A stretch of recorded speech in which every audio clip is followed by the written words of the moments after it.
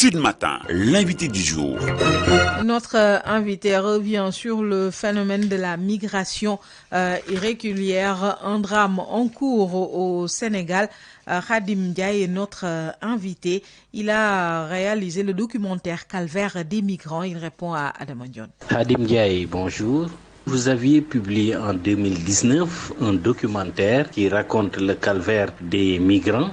Dans ce documentaire, vous êtes arrivé à montrer comment l'immigration clandestine est devenue un fléau dangereux. Aujourd'hui, le phénomène refait surface. Quelle analyse portez-vous sur la situation actuelle de l'immigration clandestine? Vraiment, je trouve dommage que ce film-là soit d'actualité 5 ans après sa sortie. Donc cela prouve que rien n'a été fait sur le plan, n'est-ce pas, social et sur le plan économique pour décourager ces jeunes-là à prendre le large. Parce que tout simplement, ce pays-là, il fait difficile, n'est-ce pas? Il est difficile ces temps-ci, n'est-ce pas, de vivre dans ce pays-là. Et je pense que c'est pourquoi ce phénomène-là s'accentue. Parce que tout simplement, ces jeunes-là ont besoin de vivre le meilleur. Ces jeunes-là ont besoin d'avoir une meilleure qualité de vie. Ces jeunes-là ont besoin d'avoir un travail, n'est-ce pas, correct, qui peuvent leur faire vivre et faire vivre leur famille. Mais s'ils ne le trouvent pas, ils vont essayer, n'est-ce pas, de s'en sortir. Et je pense que il n'y a pas quelque chose de plus légitime que ça. Si on ne peut pas avoir ce qu'on veut dans son pays, vaut mieux essayer, n'est-ce pas, de le chercher ailleurs. Ça, je pense que c'est la faute, n'est-ce pas, à nos gouvernants qui doivent essayer de faire en sorte que ce pays-là,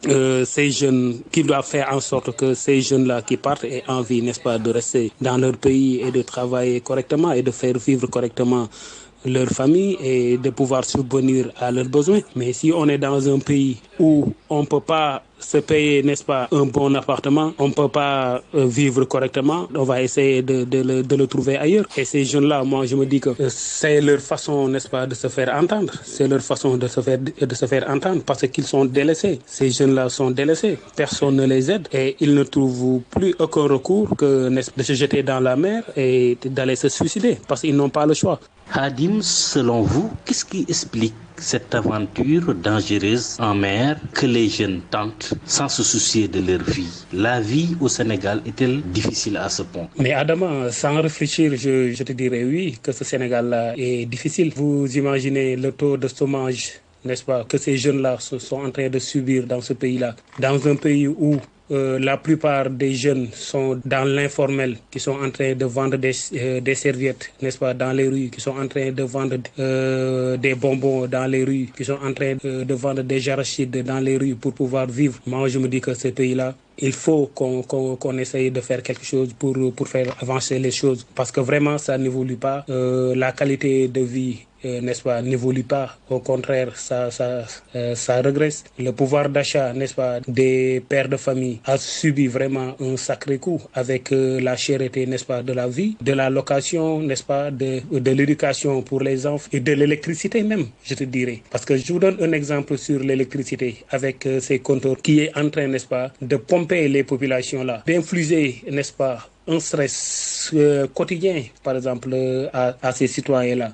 Parce qu'au temps où on vous amenait une facture, n'est-ce pas, tous les 2 mois, le stress, c'était tous les 2 mois. Mais maintenant, avec les comptes Royofal, le stress, n'est-ce pas, est quotidien.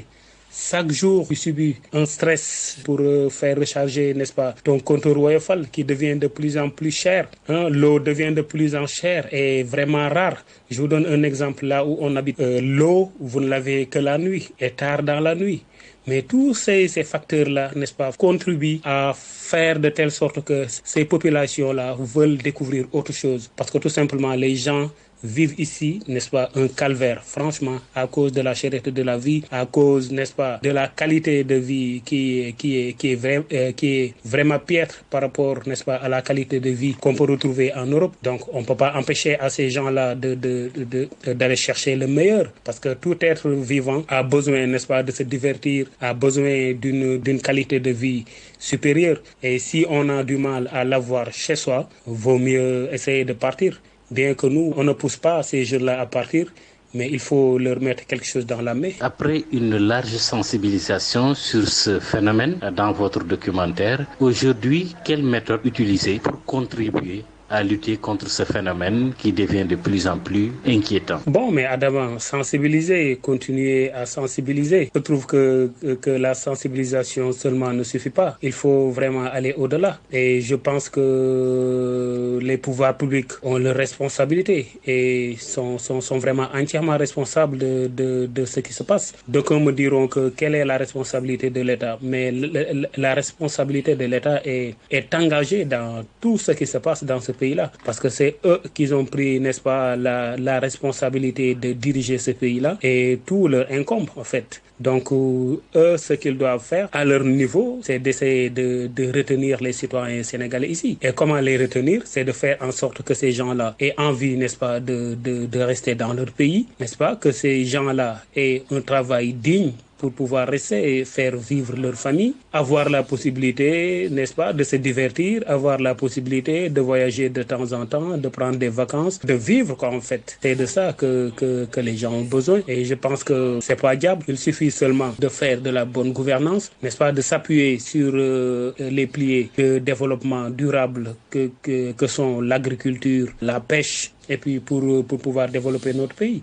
Parce que nous, ce qu'on a comme ressources, c'est incommensurable. Ce qu'on a en termes de kilomètres de plage. Vous vous imaginez qu'au Sénégal, on a 700 kilomètres de plage. La terre, n'en parlons pas. Le soleil, n'en parlons pas, qui ne nous sert à rien à part nous brûler. Donc je pense qu'il faut s'appuyer sur ces ressources-là et puis avec une gouvernance vertueuse, n'est-ce pas, pour pouvoir développer ce pays-là. C'est ça notre problème en Afrique. On a des ressources, mais ces ressources-là, n'est-ce pas, ne servent pas à nos populations, ça sert à d'autres. Et c'est ça qu'il faut qu'on arrête pour pouvoir gérer notre pays de façon vraiment claire et limpide en fait, pour pouvoir se développer. Khadim Ndiaye, Sud FM vous remercie. Je rappelle que vous êtes technicien et réalisateur de documentaire, la dernière en date, votre documentaire intitulé Le calvaire des migrants.